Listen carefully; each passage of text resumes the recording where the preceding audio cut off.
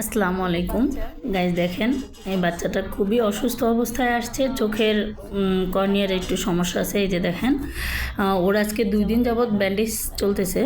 আজকে দ্বিতীয় দিন। ফার্স্ট টাইম দেখানো হয় না আপনাদের মাঝে, আজকে দেখাইলাম। এই যে ওয়াশ করে আমরা ব্যান্ডেজ করে দিতেছি। বাচ্চাটার অবস্থা খুবই খারাপ। ওর ভাইয়ের হয়েছিল, আর এখন আবার ওর হয়েছে, তো এই জন্য নিয়ে আসছি। দেখেন এই যে আমাদের ম্যাডাম ব্যান্ডেজ করতেছে ওয়াশ করে। আপনাদের মাঝে ওয়াশটা দেখাইতে পারলাম না, ব্যান্ডেজটা করে দিতেছে, কারণ বাচ্চাটা খুবই কান্না করতেছিল, এই জন্য আমি নিয়ে আসতে পারিনি।